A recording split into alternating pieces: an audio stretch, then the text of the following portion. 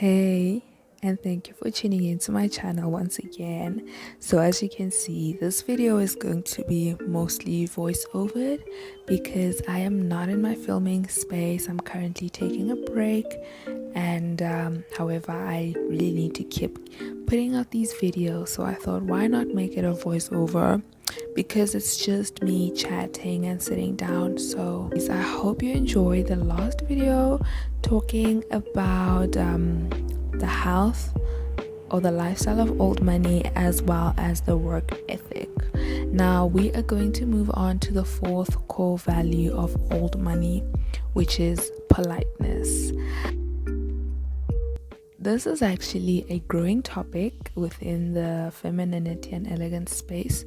I think this video has also come at the right time, and I would also love to talk about that. But this is basically, I'll be going off from the book called Old Money and Secrets of America's Upper Class.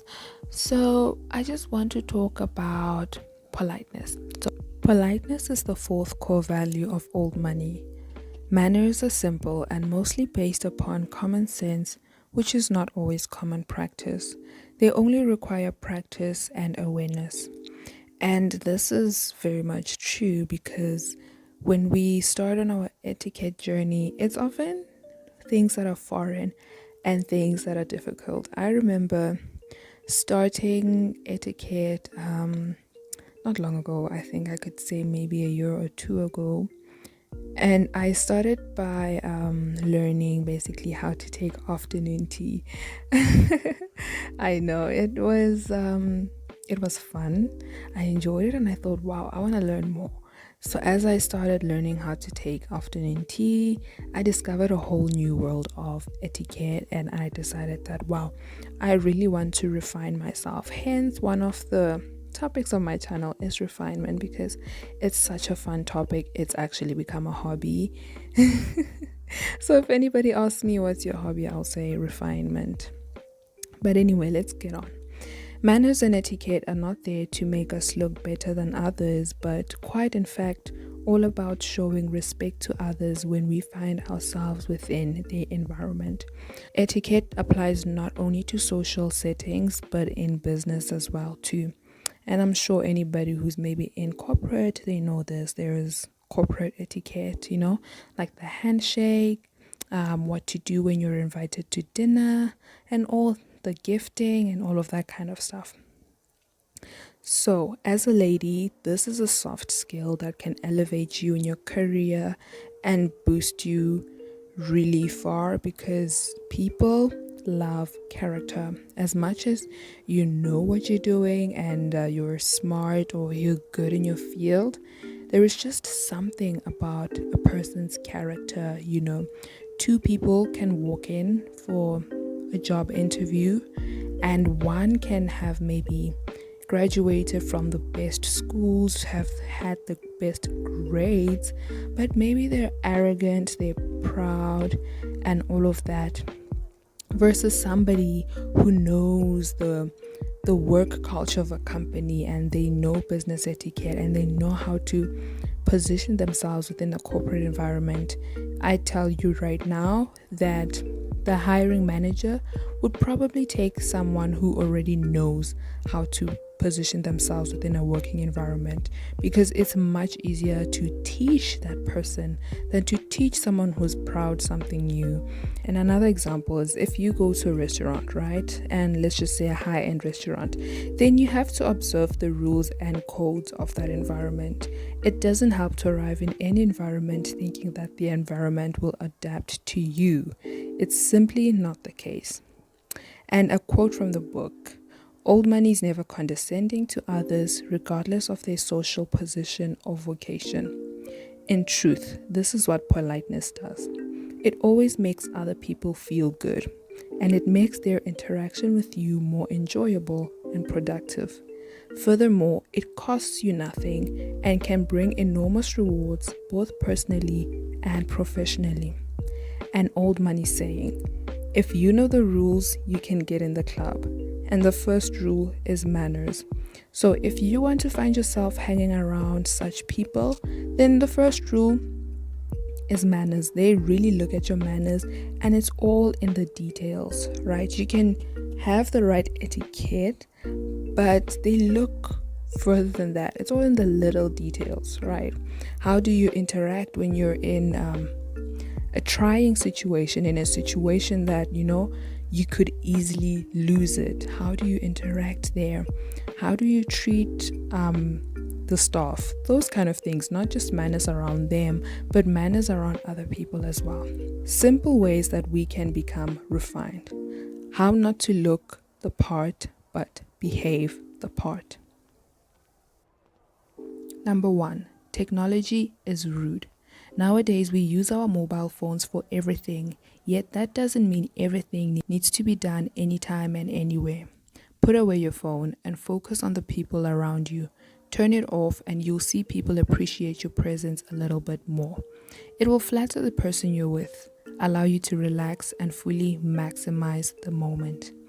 Number 2, observe and be aware of your own actions. Sometimes we think that we are doing the right thing. Maybe, but etiquette and manners need to be tweaked sometimes to suit the circumstances. Read the room, observe how people feel around you, and adjust accordingly. Number 3, learn to dress appropriately. Not to say we should always have on our Sunday best, but dressing for the occasion matters. Don't arrive in a formal restaurant with sneakers on. It's rude and most likely you will be denied entry. It's just simple. People appreciate when you put in the effort to look good. I appreciate when I go out with people and everybody just has put on a little bit of effort. Number 4, communication. Different societies have different communication standards. Basic tips will be to reduce speaking with your hands. Many societies consider this discourteous and sometimes rude. Keep your commitments and commit and communicate if you're unable to keep them. Have good posture always, because a lot, I think if not 80% of what we say is your body language or is unspoken. So have good posture. Make sure that you're maintaining your upright posture. If we all know this, if a senior walks into a room and you're slouching on a chair or on a couch, whatnot, then most likely you will immediately sit upright. So it's the same thing. Have good posture. And if you are in a social gathering and you have been invited, then wait to be introduced by a host first. It's very much rude to walk up to anybody and introduce yourself, especially if you are not the host or you're not, you have been invited. So wait to be introduced to the rest of the guests. Number 5, business etiquette. Learn how to send proper emails. Always carry your business card with you and have an elevator pitch ready in unexpected situations. So I want us next month to talk about image management, such as building your personal brand, how to communicate in emails, digital and in person, things like that. So this is a topic that I will get deeper into within the next coming month. And I hope it will be really interesting. Number 6, travel. Learn about the culture you'll be visiting. Learn the etiquette on tipping people that served you, flight attendants, waiters, housekeeping staff, concierge, etc. People love it when you learn their culture. People really appreciate that, just basic things such as how to greet, who greets first, how to dress. You don't want to appear or show up in a country that is modest, dressed immodest, in your shorts and revealing tank top. It's quite rude. So just inform yourself a little before going anywhere. But learning the language is the best form of politeness. Number 7, practice. Old money takes etiquette and manners seriously. The book goes as far as mentioning that these families rehearse a scene before an event or an outing. For example, a family with young kids, they would rehearse. If they plan to go to a restaurant, then they would rehearse that scene beforehand.